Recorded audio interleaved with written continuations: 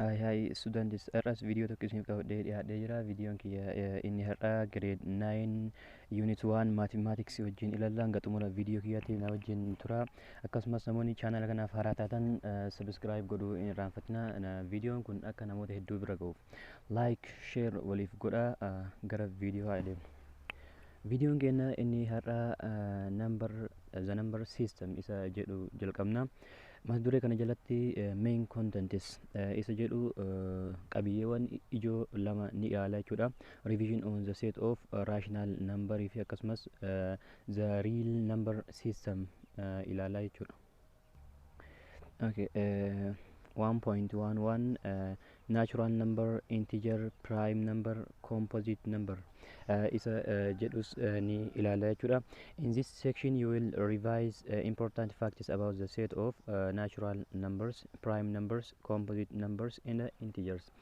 Mata duree kana jalatti boqonnaa kana keessatti wantoonni nuti ilaallu natural number lakkoofsa lakkaawii akkasumas prime numbers lakkoofsa prime yookiin ammoo lakkoofsa kottiisa jennus ni ilaalla jechuudha. Akkasumas composite number lakkoofsa compositeis ni ilaalla jechuudha. And integers ni ilaalla jechuudha.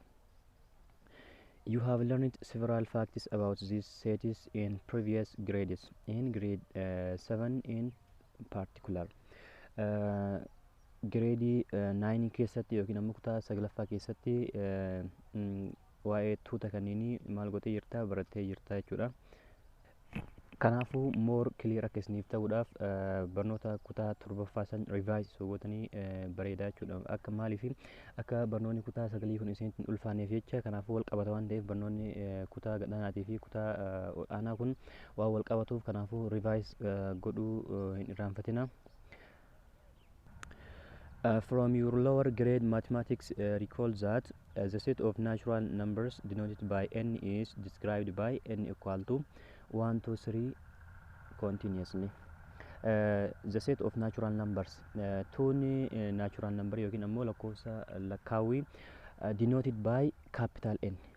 Maaliin bakka bu'aa capital N dhaan n qubee n guddaadhaan bakka bu'aa jechuudha. Is described by n equal to 1, 2, 3.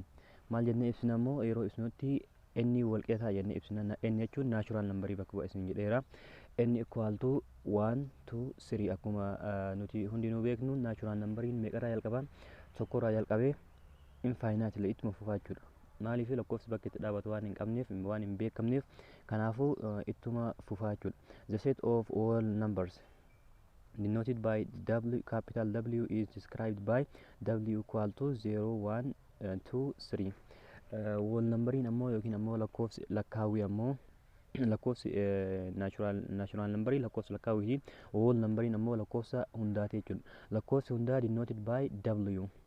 W dhaan bakka bu'aa capital W dhaan bakka bu'aa is described by W equal to 0 irraa jalqabee maal godha inni kun ammoo itti fufaa jechuudha.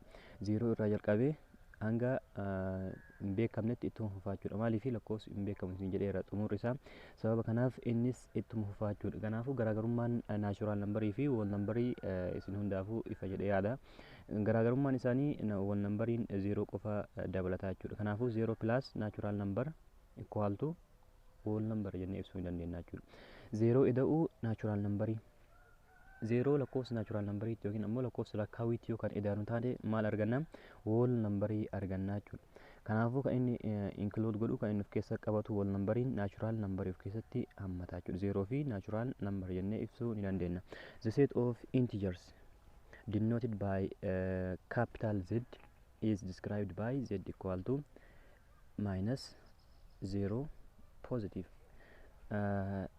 Integeriin ammoo lakkoofsi integerii ammoo maaliin bakka bu'aa? Capital Z dhaan bakka bu'u. Capital Z dhaan bakka bu'u is described by Z equal to minus itti fufaa jechuudha. Gara minus itti fufaa asii gara positiiviis itti fufaa jechuudha. Kanaafuu maal of keessatti qabanate jennee ibsuu ni dandeenya. Integeriin negatiivis lakkoofsa negatiivii hundayyuu of keessatti ni qabata. Akkasumas lakkoofsa positiivii hunda isaatu of keessatti ni qabata. Maal yoo hin ta'in alatti yoo fraactionii hin ta'in alatti lakkoofsa gara positiiviitti deemus akkasumas integerii gara negatiivii negatiivii of keessaa qaba akkasumas poozitiivii of keessaa qaba inni biraa immoo dabalataan maal of keessaa qaba zeeroo of keessaa qaba maaliifi zeeroon poozitiivis negatiivis miti waan ta'eef kanaafuu wantoota meeqa of keessaa qaba wantoota sadii of keessaa qaba zeeroo poozitiivii fi negatiivii yoo of keessaa qabaate maal jennaani intijar jennee ibsuu ni dandeenya jechuudha karaa biraatiin ammoo intijariin kun maal of keessatti hammata isaan armaan olitti ilaalaman kanneen hunda isaatu of keessatti qabata jechuudha maaliifi naachuraal nambarii of keessatti qabata yeroo jennu tokkorraa jalqabee poozitiiv isaan jennuun kunniin naachuraal nambariidha waan ta'eef isa kanneen of keessatti ni hammata akkasumas wool nambar yeroo jennutti ammoo zeeroo irraa jalqabee hundi isaatu of keessatti ni hammata jechuudha kanaafuu intijariin kennaa wool nambarii fi naachuraal nambarii of keessaa ni qabata jechuudha. Given two natural numbers m and p, m is called a multiple of p if there is a natural number q such that m equal to p times q. Lakkoofsi natural numberii lama m fi p isoo nuuf kenname m fi p isoo nuuf kenname m is called multiple of p. m kenna maal jedhamee waamama multiple of p jedhamee waamama yoo maal ta'e multiple of p jechuun hiramaa piiti kana jechuun m kenna p dhaaf ni hiramaa jennee ibsina jechuudha if there is a natural number q such that m equal to p times q yoo lakkoofsi natural numberii wayii jiraate q jedhamu q'n kun amma asitti maal jedhama q'n kun quotient jennee fudhachuu ni dandeenya maaliifi m kenna p dha eega multiply ta'e erga hirameef kanaafuu erga isaa hirree gaheen keenya kan nu argannu maal ta'a q ta'a jechuudha q ta'a kanaafuu q'n kennaa quotient jennee fudhachuu ni dandeenya jechuudha fakkeenyaan yoo kan ilaallu ta'e bakka m 6 yaa fudhannu bakka p ammoo maal haa fudhannu 2 haa fudhannu kanaafuu jaha kana lama hayru meeqa arganna 3 arganna jechuudha kanaafuu 3 haala kanaan yeroo nu kennanetti maal jennaani inni kun maal jennee ibsina multiple of 2 6 is multiple of 2 jennee ibsina jechuudha 6 kenna lakkoofsi jahaan kun maaliif ni hirama lamaaf ni hirama multiple of p jennee ibsina miti m is multiple of p kanaafuu 6 is multiple of 2 kanaafuu yeroo hirru maal argannaa 3 argannaa jechuudha isa kanas haala kamiin ibsuu ni dandeenya akka such that m equal to p times q akka jedhee nu ibsa kanatti yoo kan ibsinu taate 6 equal to kanaaf maaliifi m kenna maal bakka buufannaa 6 bakka buufanna jennee jirra fakkeenya barbaadan fudhattanii ilaaluu dandeettanii kanaafuu an beekamaan akka isin galuuf jecha lakkoofsa salphaa isin fudhataa jira isin lakkoofsa barbaadan fudhattanii bakka buuftanii ilaaluu dandeettu m kenna jahan erga bakka buufne p kenna ammoo maal jennee jirra 2 jennee jirra 2 dha kanaafuu isa kana maan nun jedhe times q nun jedhe times q quotient nu arganne yookiin ammoo gaheen nu arganne yeroo jaha lamaa hirrutti meeqa ta'e 3 ta'e kanaafuu lakkoofsi kun dhugaadha moo dhugaa miti jaha walqixa lama baay'isu 3ti kana jechuun maal jechuudha lama baay'isu 3 jechuun jaha kanaafuu jaha walqixa jahaati jechuudha maatisii yeroo hojjettanitti yeroo baay'ee fakkeenyaan isoo deeggaramtanii deemtanii yookiin ammoo fakkeenya salphaa ta'een akka isiniif galuuf fakkeenya salphaa ta'ee fudhattanii isoo kan ilaaltan ta'ee haala salphaa ta'een isiniif galuu danda'a.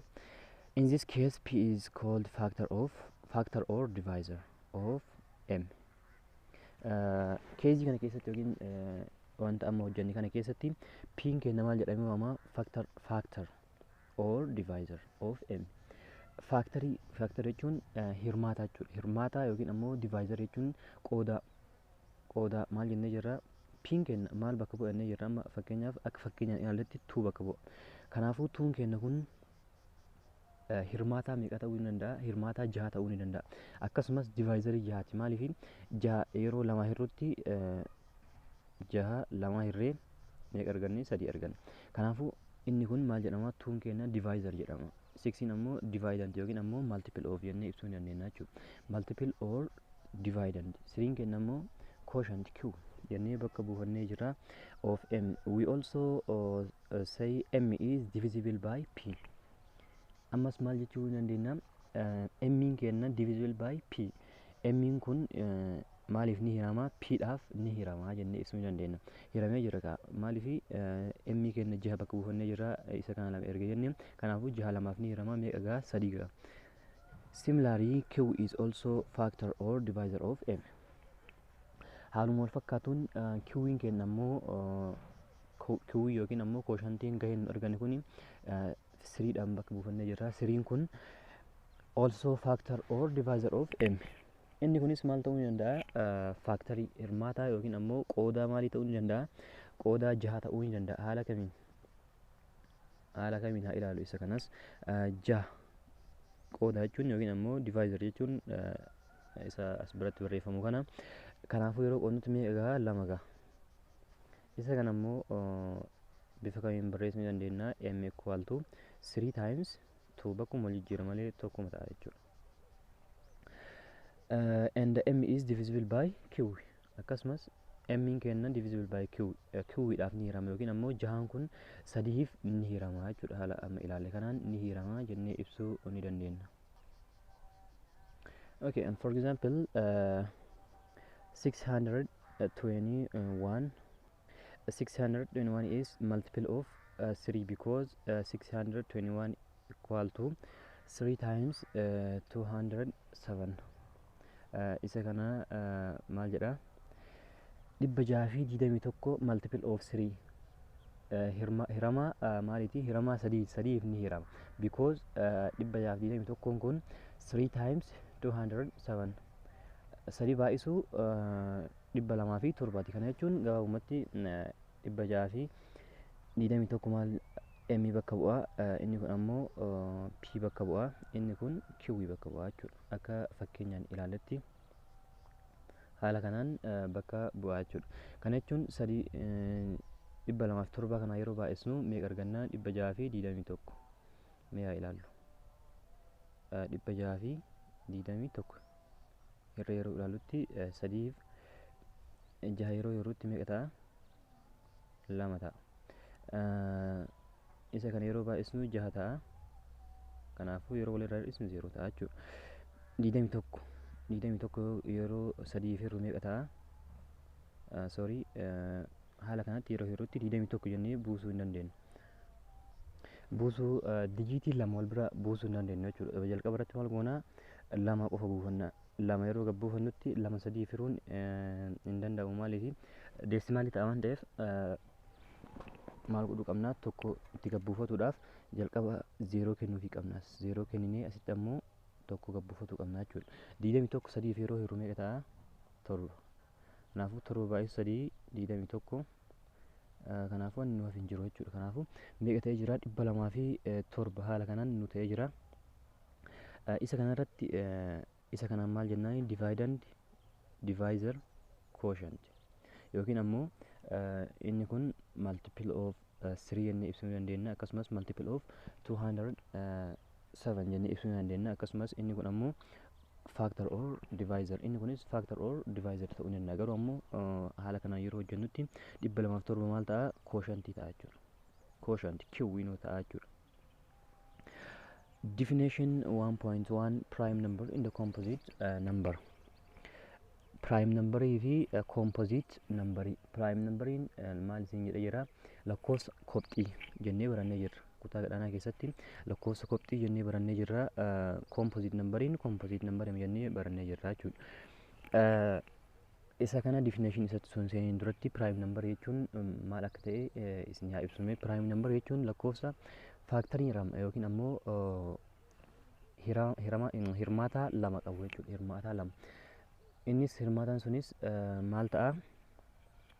Tokkoo fi matama isaatii kan hiramu qofa jechuudha. Fakkeenyaaf 3 yeroo fudhannutti 3 maaliif maal hiramuu danda'a? Tokko ni hirama akkasumas mataa isaatiif 3 ni hirama jechuudha. Lakkoofsa kana kana maal jennaani? Prime number jennaan. Composite number kan jennuun ammoo lakkoofsa hirmaata lamaa fi isaa ol qabu. Lama osoo hin ta'in lama ol kan qabu jechuudha. Lama ol kan qabu maal jennaani? Composite number yookiin 3 ol jechuu dandeenya. 3 fi 3 ol. Kanaafuu fakkeenyaaf 4 yoo fudhannee 4 faaktarii meeqa qaba? Jalqaba irratti tokko ni hirama akkasumas lama ni hirama 4 mataa isaatii ni hirama jechuudha. Kanaafuu meeqa qaba? 3 qaba. Lakkoofsa kana maal jennaan? Composite number jennee ibsinaa jechuudha. Definition yeroo ilaalutti isuma kana isa a natural number that has exactly two distinct factors, namely one in itself is called prime numbers. Natural numbering kan maal qabu two distinct factors, factory lama qofa kan qabu, namely one in the itself, tokkoo fi itself mataa isaatiif qofa kan hiramu yookiin ammoo factory lamaan kana qofa kan qabu kun maal jedhamee waamama? Prime numbers jedhamee waamama jechuudha. A natural number that has more than two factors is called a composite number. Natural numbering lakkoofsi lakkaawwii more than two factors hirmaata lamaa ol kan qabu, hirmaata lamaa ol kan qabu ammoo maal jedhama? Composite number. Akkuma fakkeenyaan isni fudhadhee ilaalisanitti jechuudha. Mee fakkeenyaaf isa kana yeroo ilaalu notes one is neither prime nor composite. Lakkoofsi waaniin kuni neither prime nor composite maal ta'uu hin danda'u? Primes akkasumas composites ta'uu hin danda'u. Maaliif? Fakkeenyaaf tokko mataa isaatiif malee hiramuu hin danda'u. Kanaafuu inni kun maal jedhama? Neither prime nor composite jennee ibsina jechuudha. Primes miti, kopxiis miti, akkasumas composites miti jechuudha. Maal lakkoofsi kun? Lakkoofsi tokko zeeroon hoo? Isa kana zeeroon hoo kam jalatti ramadama? Meetti yaada? Maal jettanii ibsuu dandeettu? Zeeroon compositeedha moo primeedha moo nooriidha? Lamaan iyyuu miti. Mee maal jettanii ibsuu dandeettu? Kanaafuu zeeroon maal ta'uu danda'a? Zeeroon primes composites miti. Maaliif? Sababni isaa fakkeenyaaf zeeroo yeroo ilaalle lakkoofsa maraayyuu ni hirama zeeroon, garuu ammoo lakkoofsa zeeroo hiramuu hin danda'u. Zeeroon lakkoofsa kamiyyuu ni hirama, meeqa gahaa? Zeeroo magaa. Kanaafuu inni kun maaliif composite hin taane jettanii yaaduu ni dandeettu. Gara definitionitti yeroo deeminu ammoo a natural number jedha. A natural number that has exactly two distinct factors, or lammaffaa irratti illee a natural number jedhe. Asittis a natural number, a natural number. Kanaafuu zeeroon keenya natural numberidha miti. Sababa natural numberii hin ta'iniif isa kanaan maal jennee neither nor composite, neither prime nor composite jennee ibsina jechuudha. Primes composites miti. Maaliif? Definitioniin keenya ammoo natural numberidha nuun jedha. Kanaafuu zeeroon ammoo natural numberii waan hin ta'iniif kanaafuu primes composites miti jennee ibsina jechuudha. Mee fakkeenya natural numberii ta'ee kan primii ta'e fakkeenya isiniif haa kennu. Lakkoofsi natural numberii meeqarraa jalqaba jennee jirra? Tokkorraa jalqaba. Kanaafuu tokko lamaanuun ta'uu mirre neither prime nor composite jennee jirra. Kanaafuu meeqarraa ka'uu hin dandeenya? Lamarraa. Lama. Maaliif? Lama. Tokko ni hirama, mataa isaatiin ni hirama. Kanaafuu isa kanaan maal jennaani?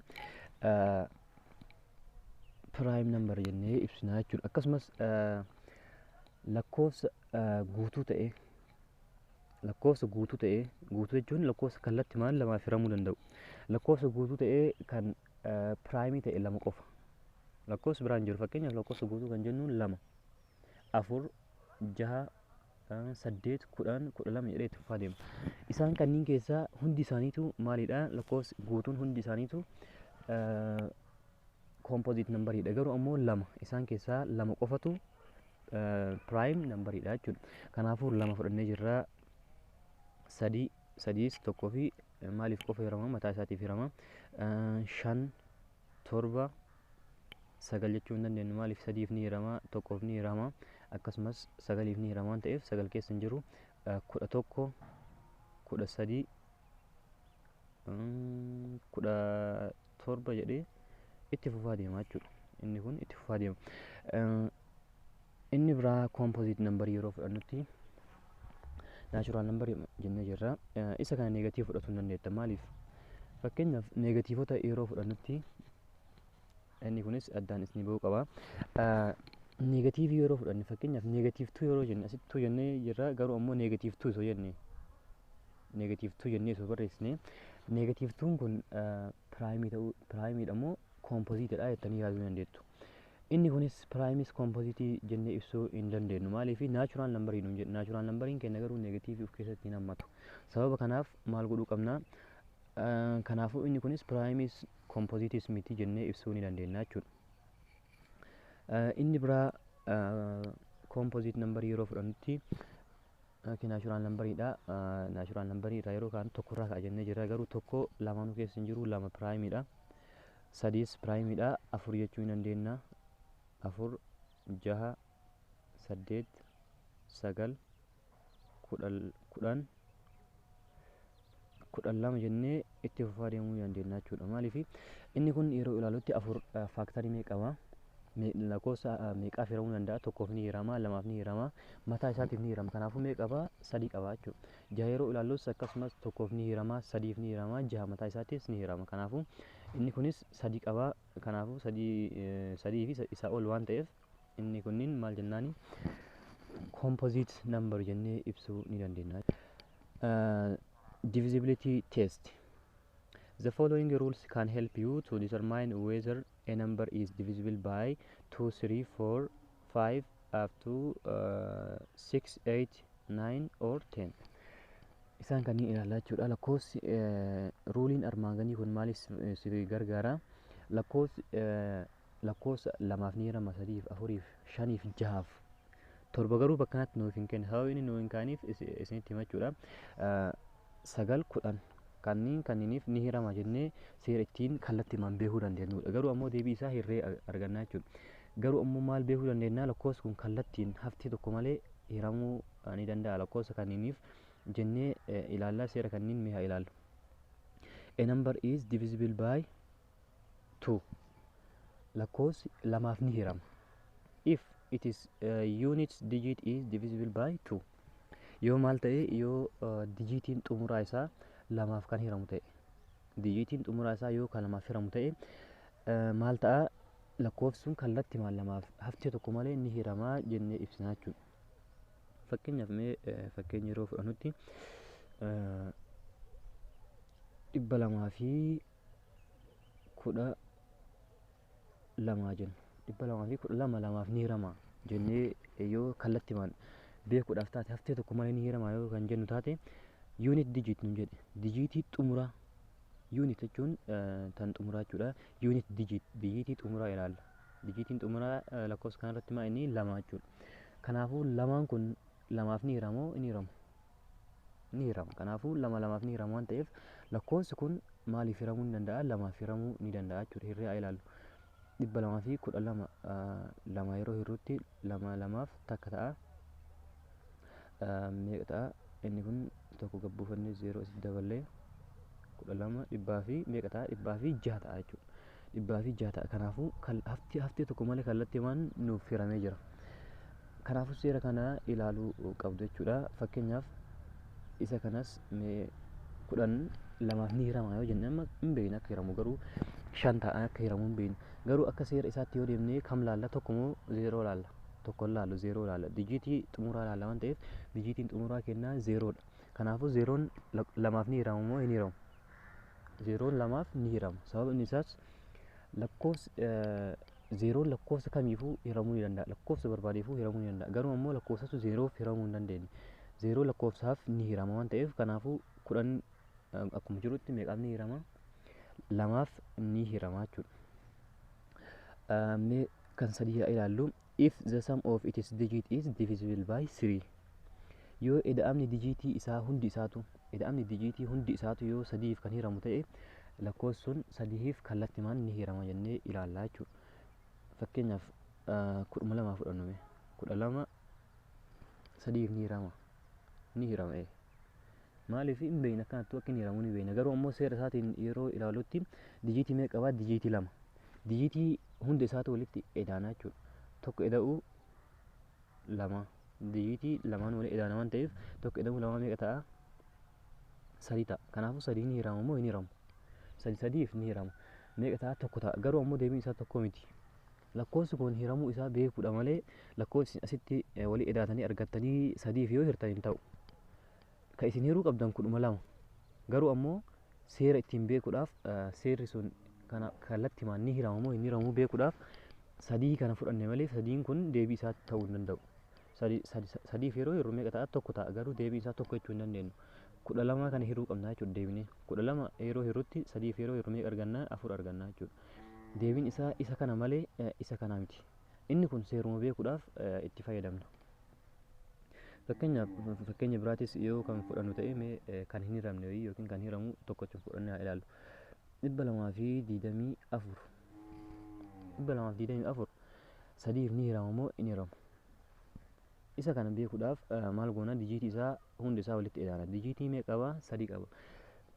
2 ida'uu 2 ida'uu 4 2 isa kana 2 4 jechuudha. Yeroo walitti idaanu meeqa ta'a? 2 ida'uu 2 4 4 ida'uu 4 8 8 ta'a. 8 kun sadiif hiramaam. Dijiitii isaa gabaabsatuudhaaf malee inni kun deebii isaan ta'u.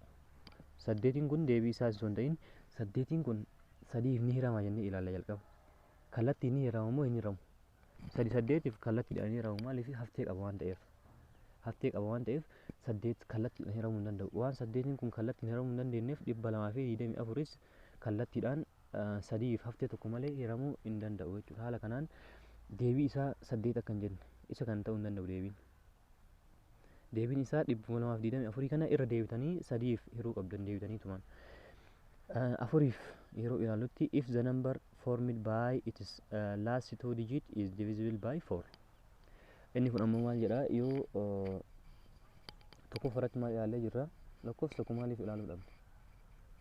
Lakkoofsa tokko maaliif ilaaluu dhabne? Maaliif lamarraa kaane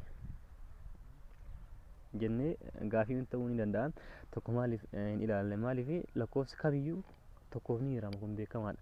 Sababa kanaaf tokko dhiifame malee lakkoofsi kamiyyuu tokkoof ni hirama. Isa kana sababuma saniitiif dhiifame jechuudha.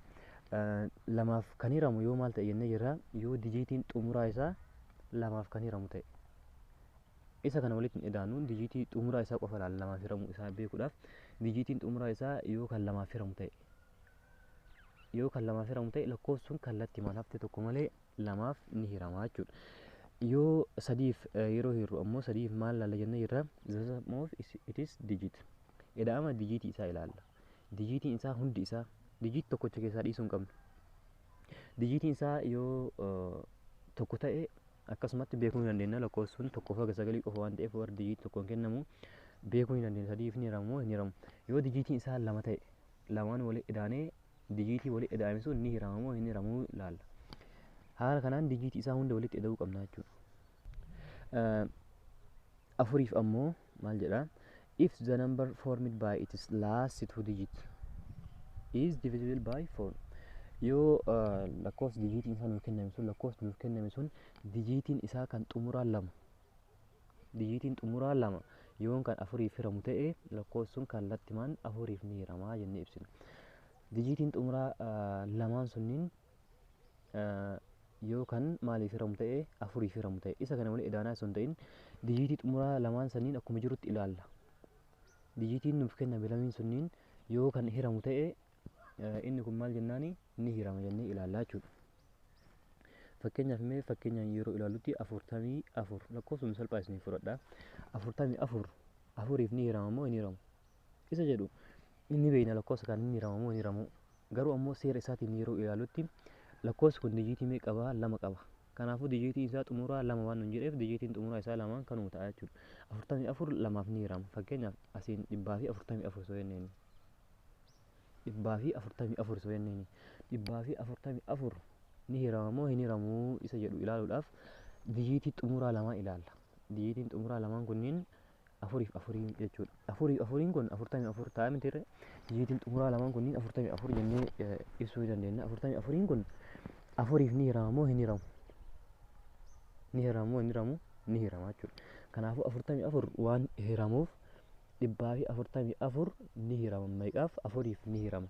Sababa maaliitiif? Sababa dijiitiin isaa xumuraa 2 44 kun afuriif nuuf hirameef sababa kanaaf ni hirama jechuudha. Hirrii haa ilaallu. 244 hiruu afurii 14 afuriif meeqa ta'a? 3 3 baay'isuu afurii 12 meeqa qabna? 14 hir'isuu 12 meeqa ta'a? 2 2 waan hin hiramneef maal goona? Afuritti gabbuufanna.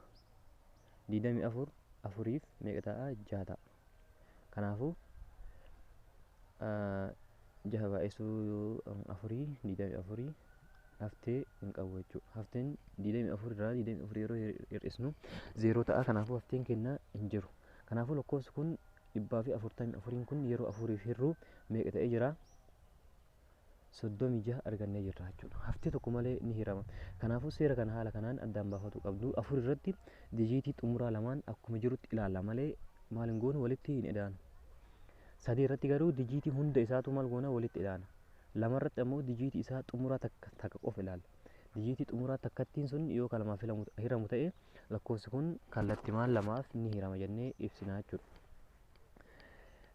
Divisible by 5 yeroo ilaallu ammoo if it is unit digit is either 0 or 5. Yoo dijiitiin xumuraa isaa unit digit dijiitiin xumuraa isaa maal ta'e 0 yookiin ammoo 5 yoo ta'edha. Yoo dijiitiin xumuraa sun 5 ta'e yookiin ammoo 0 kan ta'u taate lakkoofsi sun kallattimaan haftee tokko malee meeqaaf ni hirama? 5f ni hirama. Isa kanas fakkeenyaan yeroo ilaallutti fakkeenyaaf 50 haa ilaallu. 50 5f ni hirama hin beekama. Numarti nuuni beekna. Garuu ammoo akka seera saniitti ilaaluudhaaf dijiitiin xumuraa unit dijiitiin isaa maal ta'uu qaba? 0 yookiin ammoo 5 ta'uu qaba. Kanaafuu unit dijiitii kan jennuun 0 ta'a jechuudha. Unit dijiitiin kenna dijiitiin xumuraa kenna maal ta'a? 0dha. Kanaafuu 0n sababa 0 dijiitiin xumuraa 0 ta'eef lakkoofsi kun haftee tokko malee kallattimaan 5f ni hirama jennee ibsina jechuudha. Isa kana yeroo hir'u meeqa ta'a? 10 ta'a. Fakkeenya biraa yeroo ilaallu fakkeenyaaf 500 fi 55 5f ni hiramu ni hiramu ni hirama. Maaliif isa kanas maal ilaalla? Dijiitii xumuraa kana qofa ilaalla.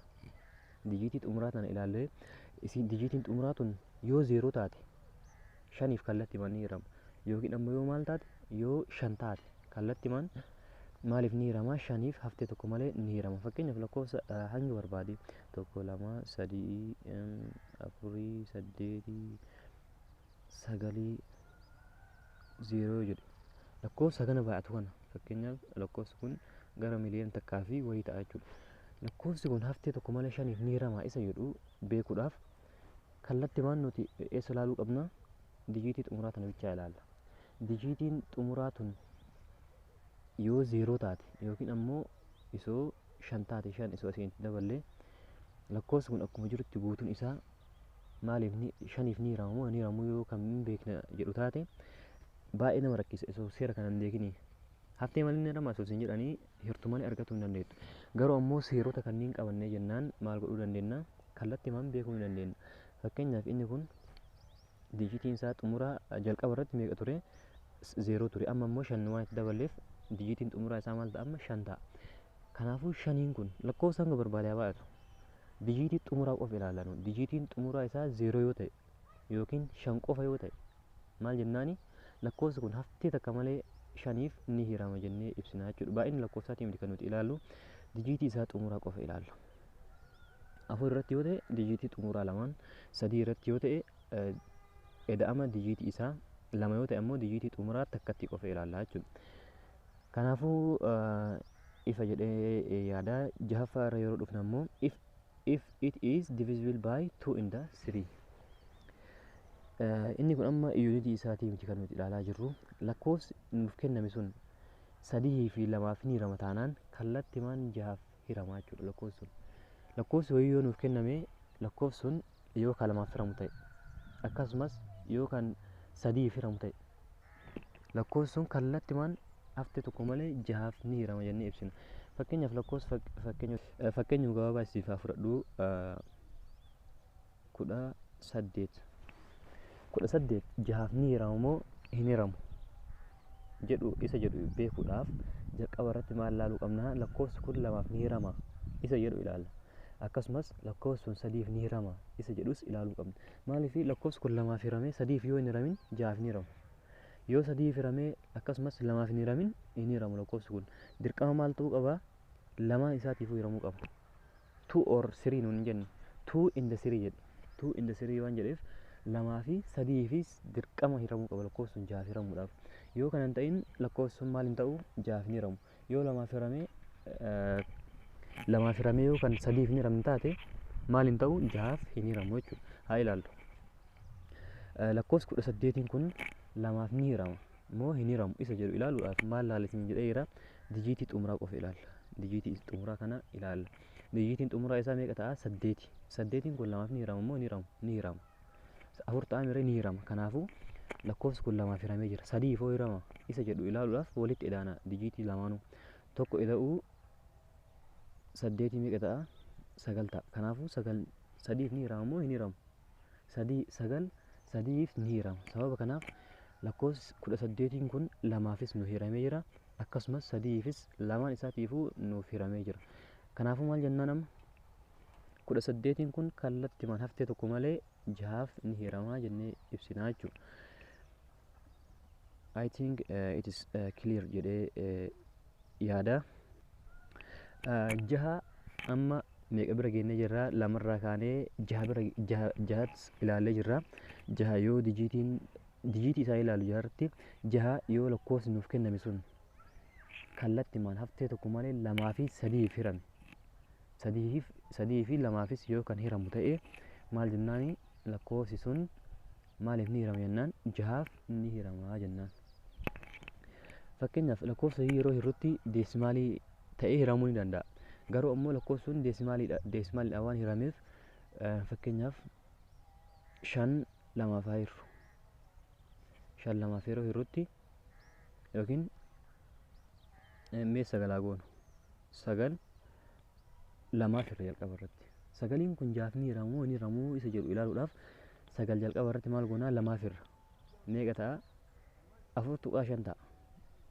Guutuun isaa yoo kan ilaallu ta'e 4.5 ta'a jechuudha. 4.5. Garuu ammoo inni godhama deesimaaliif keessaa qaba.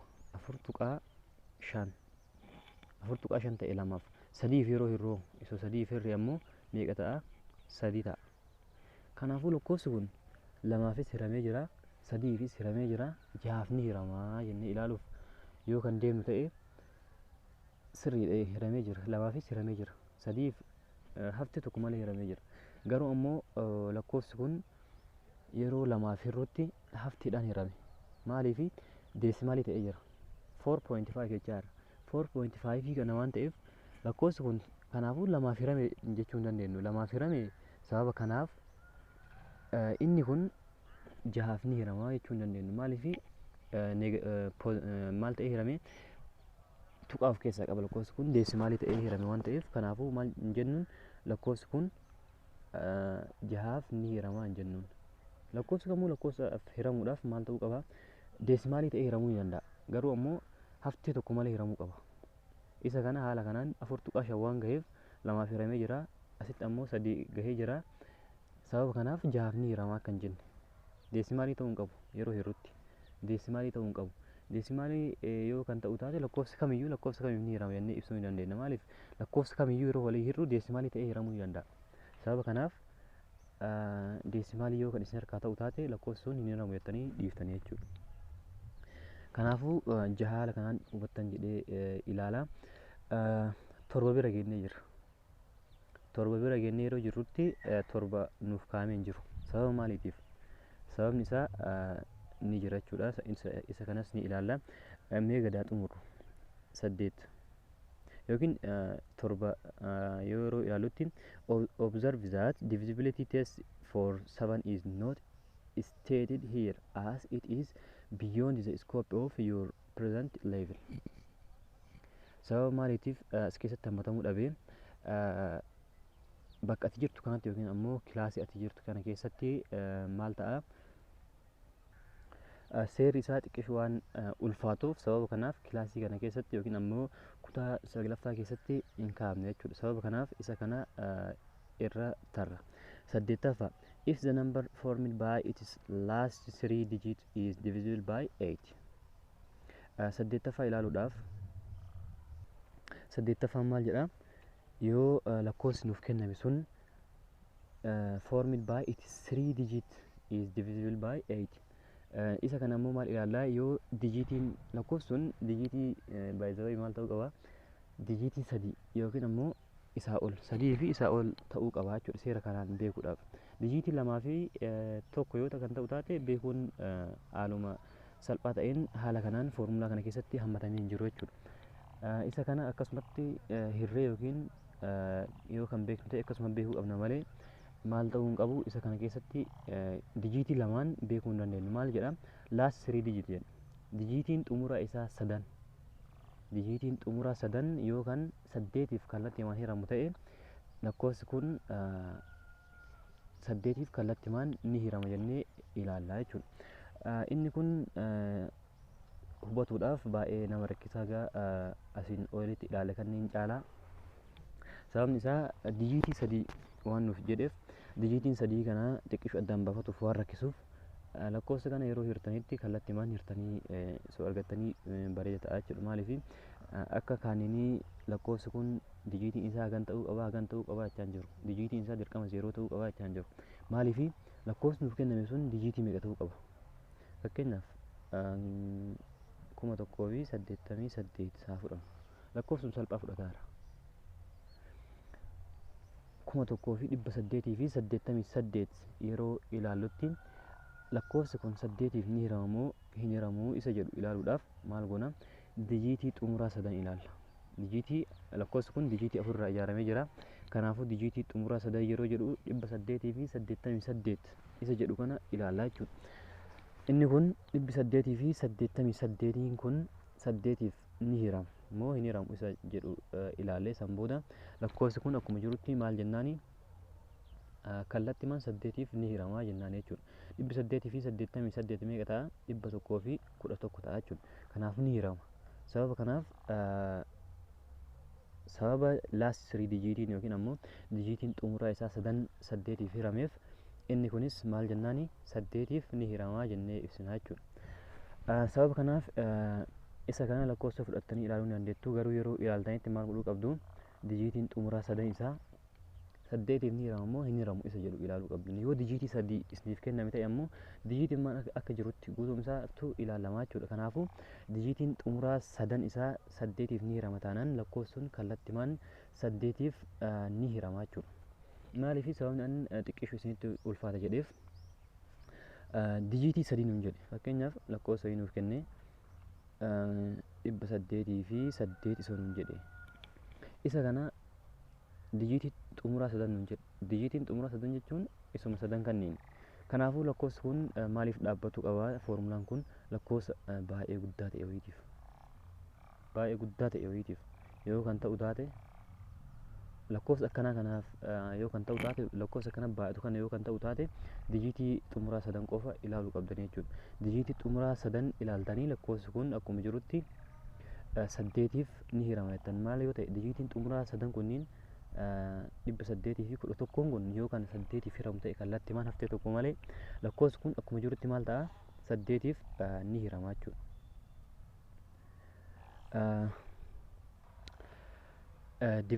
Divisibility test by 9 kan 9f hirama immoo seera hiramummaa 8 yeroo ilaallutti if the sum of its digit is divisible by 9 yoo eda'amni dijiitii isaa hundi isaatu jechuudha. Eda'amni dijiitii isaa hundi isaatu meeqaaf hirame? 3f hirame 9f hirame jechuudha. Inni kun 3 baay'ee wal fakkaataadha. 3 irratti maal jennee jirra?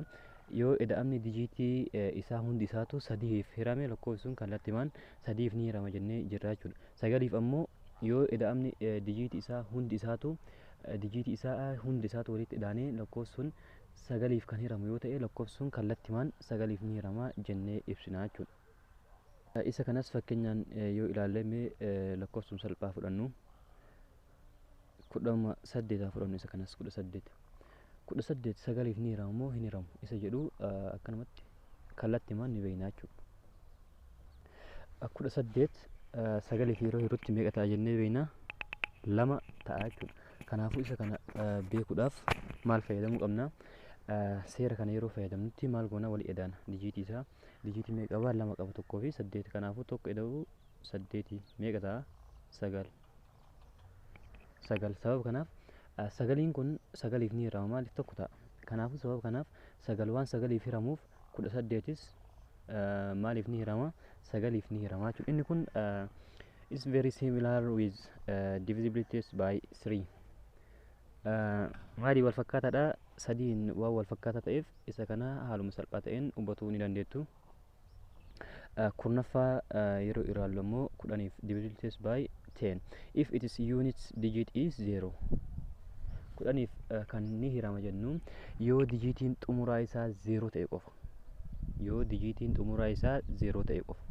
Lakkoofsi wayii nuuf kenname lakkoofsi sun haftee tokko malee 10f ni hirama moo hin hiramu isa jedhu yoo kan ilaallu ta'e maal jennaani? Maal ilaallaa? Jalqaba irratti kan nu ilaaluu qabnu dijitii xumuraa isaati. Dijitiin xumuraa isaa 0 yoo kan ta'u ta'e kanaafuu lakkoofsi sun haaluma salphaa ta'een meeqaaf ni hirama? 10f ni hirama jechuudha. Inni kunis 5 baay'ee wal fakkaataadha. Garuu ammoo 5 irratti maal jennee jirra? Yoo dijitiin xumuraa isaa 0 fi 5 ta'ee jennee jirra. Garuu ammoo kurnaffaa irratti yoo dijitiin xumuraa isaa maal ta'edha? 0 qofa ta'edha. 0 qofa ta'edha jechuudha. Yoo dijitiin xumuraa isaa 0 qofa ta'e lakkoofsi sun maal jennaani? 10f ni hirama jennee ibsina jechuudha. Mee fakkeenyaas yoo ilaallu 18 yookiin 180 jennuuni. 180 10f ni hirama moo hin hiramu isa jedhu ilaaluudhaaf maal laalla? Dijitii xumuraa isaati. Dijitiin xumuraa isaa meeqa ta'ee jira? 0 ta'ee jira. 0n 8f 10f ni hirama moo hin hiramu? 0n lakkoofsa kamiifuu ni hirama. Asirratti garuu kan nuti ilaaluu qabnu lakkoofsi xumuraa kun hin hirama moo hin hiramu osoo hin ta'in 0 yoo kan ta'u taate lakkoofsi dijitiin xumuraa isaa 0 yoo kan ta'u taate lakkoofsi sun kallattimaan 10f ni hirama jennee ibsina jechuudha. Meeqa ta'a? 180 10f yeroo hirrutti 18 gaha. Mee fakkeenya biraa haa fudhannuti. 322 10f ni hirama moo hin hiramu yoo kan jedhu taate inni kun hin hiramuu jennaan. Inni kun hin hiramu. Maaliif? Sababni isaa dijitiin xumuraa isaa meeqa? Dijitiin xumuraa isaa 2 jechuudha. Kanaafuu 2 maaliif hin hiramu? Maaliif 2 hin hiramu osoo hin ta'in 2 dijitiin xumuraa kun 2. 2n kun maal hin taane? 0 hin taane. 0 dijitiin xumuraa isaa 0 yoo ta'e qofa maal jennaani? 10f ni hirama jennaa jechuudha. Kanaafuu inni kun hiramuu hin danda'u haftee qaba waan ta'eef. Example 1 use the diversity test to determine whether 2460 is divisible by 2 3 4 5 up to 10. Ni hiramu moo hin hiramu isaa divisibility test kana fayyadamiiti ilaali jedha. Kanaafuu isa kana ilaaluu ni dandeettu jechuudha. Haala armaan olitti ilaale kanatti fakkeenyuma armaan olitti isinii kenne kanatti fayyadamtanii ilaaluu ni dandeettu jechuudha. A factor of a composite number is called prime factor if it is a prime number. Factoriin yookiin ammoo hirmaataan composite numberii hirmaataan lakkoofsa compositii maal jedhamee waamama? Prime factor jedhamee waamama jechuudha. Prime factor yookiin ammoo hirmaataa kopxii jennee ibsuu dandeenya afaan Oromootiin. Kanaafuu prime factor jedhamee waamama jechuudha. If it is a prime number yoo maal ta'e? Yoo prime numberii ta'e. For instance 2 and 5 are both prime factor of 20. 2 fi 5s prime factorii meeqaati? 20 jechuudha. Prime factorii 20. Sababa maaliitiif? 2s 5s prime factory dha jechuudha. Prime factory meeqaati? 20. Maaliif maal ta'ee jira? 2s prime numberii ta'ee jira. Akkasumas 5s maal ta'ee jira? Prime numberii ta'ee jira jechuudha. Yookiin haala kamiin beekuu ni dandeenya? 20 fudhannee bifa kanaan 2 meeqa ta'a? 10 meeqa ta'a? 10 ta'a. Isa kanas 2 fi yeroo hirrutti meeqa ta'a? 5 ta'a. Kanaafuu 2 fi 5 malee hin qabu jechuudha prime factory. 2 fi 5 prime factory isaa 2 fi 5 maaliif? 2s prime factory dha. Akkasumas 5s prime factory dha jechuudha. Haala kanaan ilaaluu ni dandeenya. Every composite number can be written as product of prime numbers. Lakkoofsa compositii kamiyyuu akka maalitti barreeffamuu danda'a? Product of prime numbers. Akka baay'ataa prime numberitti maal ta'uu ni danda'a barreeffamuu ni danda'a jechuudha. Kanaafuu 20 haala kamiin barreessuu ni dandeenya? 2 baay'isuu 5 yookiin ammoo isa kana 2 baay'isuu 2 iskuweeriidha. 2 iskuweerii baay'isuu 5 jennee ibsuu ni dandeenya jechuudha. Haala kanaan barreessuu ni dandeenya. To find the prime factor of any composite number, begin by expressing the number as a product of two factors, where at least one of the factor is prime. Then continue to factorize each result composite factor until all the factors are prime numbers. Maal jedha prime factorii lakkoofsa composite wayii barbaaduudhaaf began by expressing the number as product of two factors. Maaliidhaan jalqabeedha lakkoofsa san akka product lakkoofsa lamaatti jalqabee jedha haala sanii ibsuudhaaf. Where at least one of the factor is prime. Yeroo maal ta'eedha yeroo kana goon ammoo yeroo tokko isaan lamaan keessaa lakkoofsa lamaan sanniin keessaa tokko prime ta'e. Isa kanas maal gootaa hanga xumuraatti itti fuftaa jechuudha. Haala kamiin akkuma amma ilaalle kanatti 20 yeroo ilaallutti maaliin ibsine jirra 2 times 10 dhaan 2 times 10 is 20 lama baay'isuu 10 meeqa ta'a 20 ta'a. Sababa kanaaf isaan lamii kana keessaa lamaa fi 10 keessaa lama maal ta'ee jira prime ta'ee jira jechuudha. Kanaafuu haala kamiin ibsine jirra lamaan keessaa tokko haala prime ta'een ibsine jirra. Maal goona hanga xumuratti itti fufnaa jechuudha.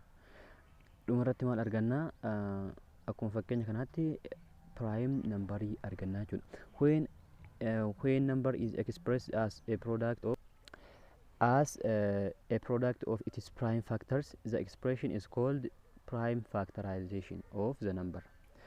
Yeroo lakkoofsi product jechuun waliin baay'isuu jechuudha yookiin wal fudhannaa waliin baay'isuu lakkoofsa akka its prime number factor yeroo lakkoofsi waliin baay'ina prime factoriitti ibsametti the expression ibsaani kun maal jedhamee waamama prime factorization jedhamee ibsama jechuudha. Haala kanaan prime factorization jennee ibsinaa jechuudha isa kana. For example, the prime factorization of 60 is 2 times 2 times 3 times 5. Isa kana maal goona jalqaba irratti 60 nuuf kenname irraa lamaan jennaan lamaan meeqa ta'a 30 ta'a. Amma seera jalqabaa irratti nuuf ibsame kanaan yeroo deemnutti lamaan keessaa tokko maal ta'uu qaba lamaa fi 30 keessaa tokko prime ta'uu qaba. Kanaafuu lama prime dha. Lamarraa jalqabna yeroo kamiyyuu lamarraa jalqabna yoo lamaaf kan hin hiramne ta'e sadiittarraa yoo sadiif hin hiramne shanittarraa yoo shaniif hin hiramne akkasumatti lakkoofsa prime itti aanutti itti fufaa deemna jechuudha. Lakkoofsi sun xumuramutti haga prime dhumaarra geenyutti ittuma fufna jechuudha. Ammas maal goona 30 lamaafirra maaliif haga lamaaf hiramuu didutti hin dhiifnu. Lakkoofsi kun haga lamaaf hiramuu didutti sadiitti hin tarru. Jalqaba irratti ammoo 60 kana sadiif hiruu hin dandeenyu maaliif lamaaf hiramuu danda'a waan ta'eef. Yoo lamaaf hin hirafne qofa gara itti aanutti tarra. Prime itti aanutti taraa deemna jechuudha. Prime itti aanu 3 ta'a jechuudha. Amma inni kun ni hirama waan ta'eef lamummaaf hirra ammas lamaaf meeqa ta'a 15 ta'a. 15 ammas lamaaf hirra yoo kan jennu taate 15 lamaaf hiramuu hin danda'u kallattii waan. Kanaafuu maal goona sadiif hir'ama sadiitti tarra. Sadiif yerootti meeqa ta'a 5 ta'a jechuudha. Kanaafuu 5 ta'ee jira xumurratti maal argannee jirra prime number argannee jirra. Prime number nu arganne 5.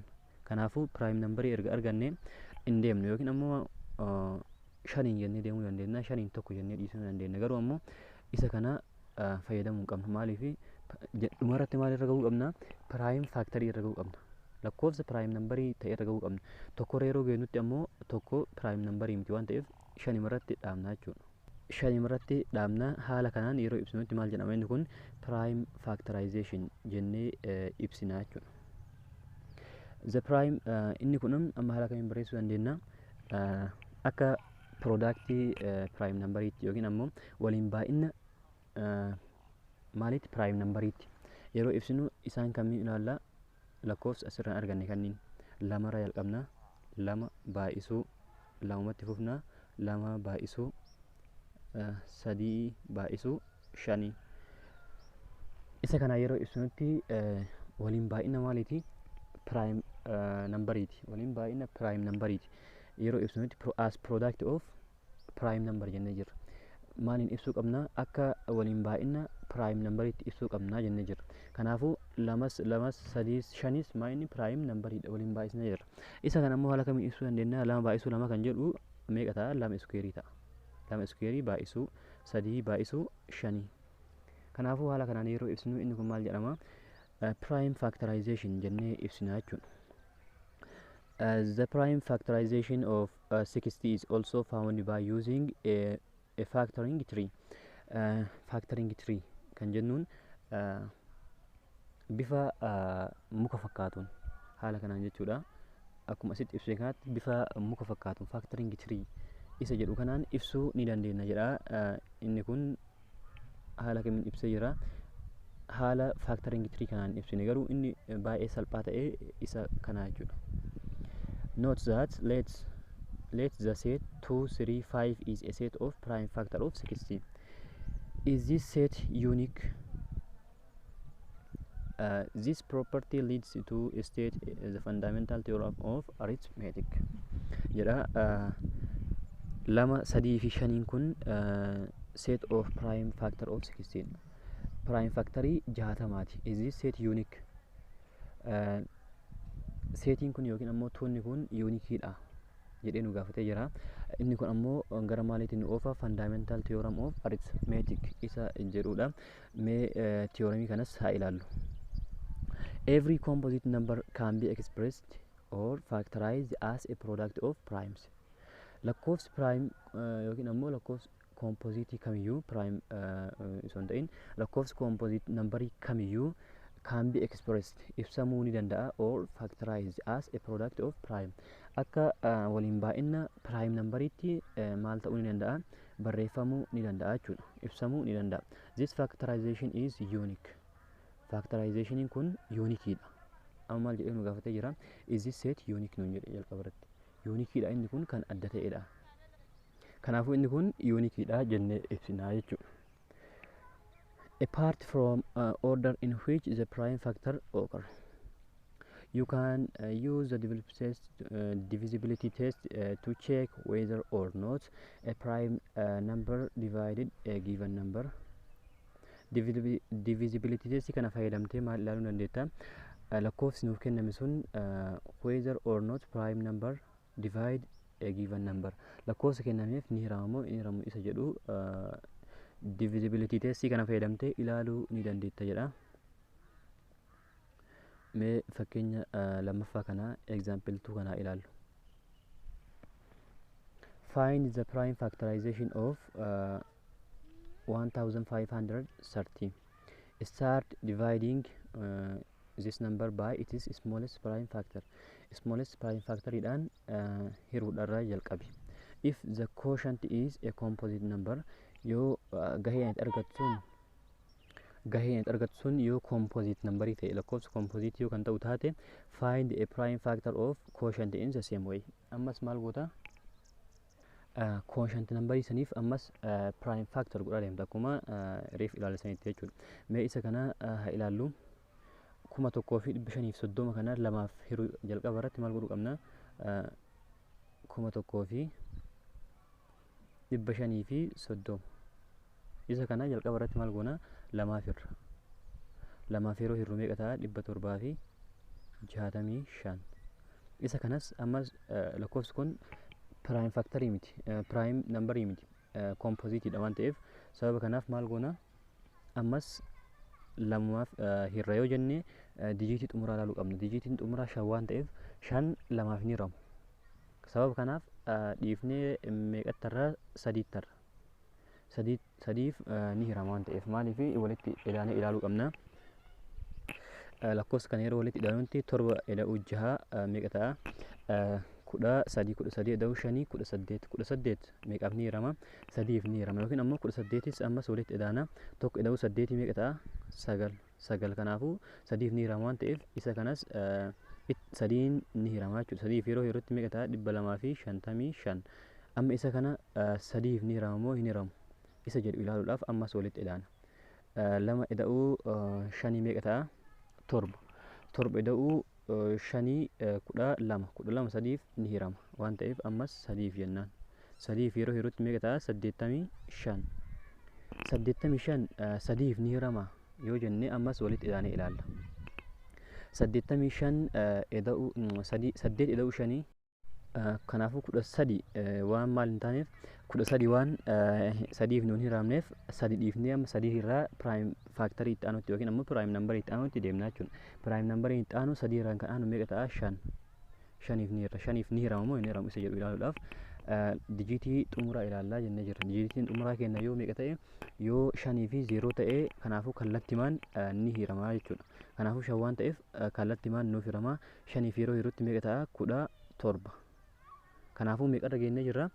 17 piraayimiidha moo kompoziitii isa jedhu ilaaluudhaaf inni kun maalidha? Piraayimiidha. Sababa kanaaf bakka as bira taruu hin qabnu.